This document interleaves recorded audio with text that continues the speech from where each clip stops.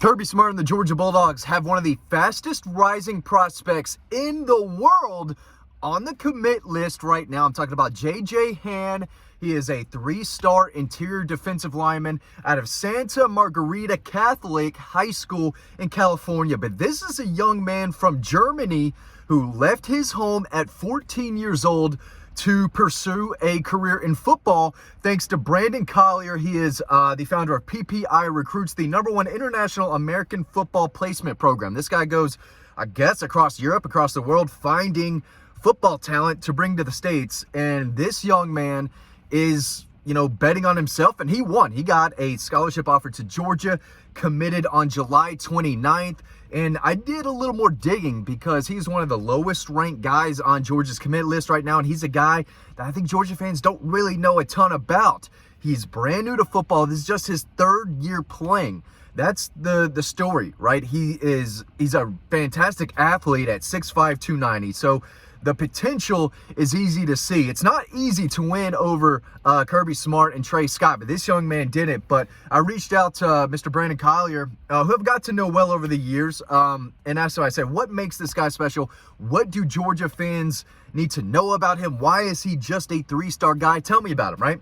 And he said, quote, "I believe by at the end of the year, he could be one of the top interior defensive linemen in the nation. His potential is extremely high, and it was only rated low because it was his first year of high school level football. He's a 4-star type of kid. His best football is still ahead of him. What makes him special is his size, length, motor, and why he's doing it. He left home at 14 years old with a purpose. Kids like this will make it far because he's playing, again, for a purpose." And he posted on his Instagram when he committed to Georgia or got that offer. Trey Scott was actually FaceTiming his mom in Germany, talking to her, saying, "Hey, we want to get you out here to see, what we're doing. We are a big fan of your son. We want him to come play here." And again, I think it was when they got the offer, when he posted that video. But, Trey Scott's on the phone saying, "Hey, we want to get you out here for your official visit. And so you can see what we're all about. We're not for everyone, but your son appears to be the type that wants to come to a hard-working place like this to help win championships and be a better player." So again, he's new to football, so he hasn't been lighting up the stat sheet. His ranking is where it is because there's just not a lot on him. But he is committed to Georgia because they think he's one of the best players in the country. Collier added, he said, "Trey Scott and Kirby Smart aren't taking just anyone. In 2 years, when people ask why he was, in 2 years, people will ask, why wasn't he a 4-star prospect? He's so long. He has 34-inch arms. He'll carry 300 pounds well and can play on the edge at Georgia." And again, this kid's, looks like a little kid. He's like he's got the baby face going on. He looks so young, but he's 6'5", 290 and moves really, really well. So yeah, the potential is easy to see. The high ceiling is easy to see. And they are looking for more guys on the inside. If you don't follow Georgia recruiting, I'm your guy, Matt DeBerry, dogpost.com. If you're a new viewer, if you're watching us on TikTok, Instagram, Facebook, wherever, right? I've been doing this for a while. I cover recruiting, and they're bringing in a really good class. They've got this young man on board who is all potential, right? All promise, although he does have 9 tackles, 2 tackles for a loss, and 2 sacks so far this season, just through 3 games. So he is active. He is making plays. But Stephon Shivers is a kid from Tennessee. They also have on the commit list on the interior, that dude is 6'5", 365. A lot of Cracker Barrel. There's a bunch of Cracker Barrels in Tennessee. I think this kid eats a lot of Cracker Barrels. 365. That's a big boy. So they've got him in the middle. They got J.J. Hann, who I think will end up playing in the middle, but can't play on the edge. But the 2 big 5-stars still out there, Elijah Griffin, Justice Terry, 2 of the best players in the country, the 2 best defensive linemen in the country. They're both from the state of Georgia. Those are the big guys, the big fish to know. And I think both are still trending Georgia's way. I believe Elijah Griffin will be on campus in mid-October around his birthday. For his official visit, that one's going to be really, really important. And I think he and Justice Terry still lean in Georgia's way for both, but I don't think they're going to make a commitment until closer to signing day. Maybe they change their mind and commit this fall. But right now, I think it's more of a signing day deal, and I think Georgia can land 2 big, massive 5-stars get some momentum on signing day. But they've been Georgia targets for a while. Justice Terry was on the commit list at one point.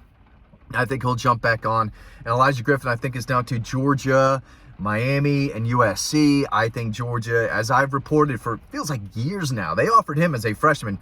I think Georgia's the team to beat for both of those guys. But there's still others out there. A lot of plan kind of B, plan C options in case things don't go their way. Chase Linton is a guy to know, but he's more of an edge guy. Now, they've got the #1 edge in the country on the commit list. Isaiah Gibson out of Warner Robins. They got Darren Ikenagban, another promising kid from Europe. Italy's Europe, right? Italy's in Europe. Little boot down there.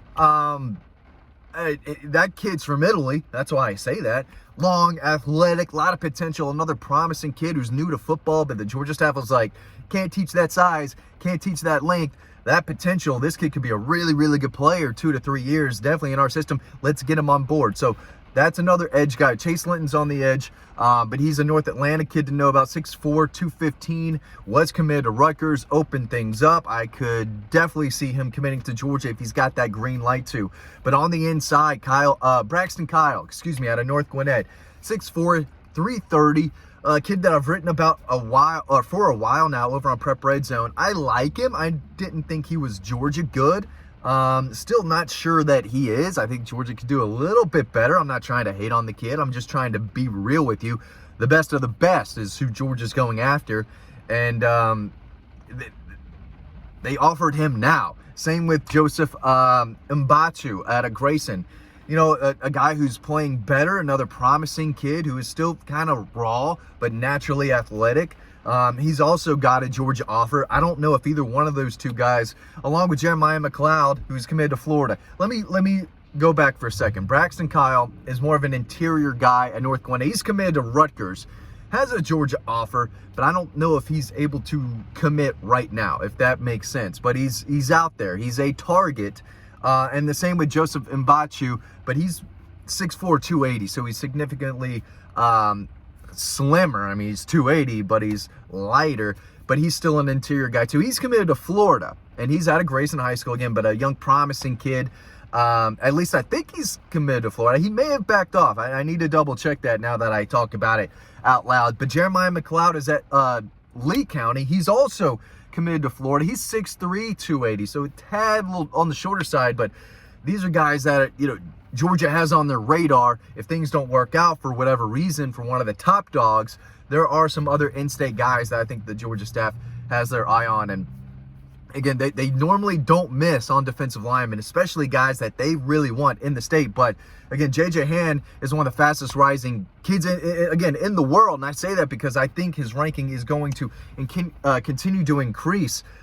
He's not ranked high at all. He's the number 67 defensive line prospect. He's the number 58 prospect in California, 702 overall in the country. That's not going to excite a lot of Georgia fans, but I'm telling you, by the end of the rankings, this kid could be a 4-star. And I say fastest rising because his ranking is only going to go up. His stock is only going to go up. But when you see a guy ranked 702 on your rankings that you made, and they aren't my rankings, but when you see that and then see that the Georgia staff offered and think they think how he's a lot better than, obviously, then you have to go back and say, okay, they know football more than me.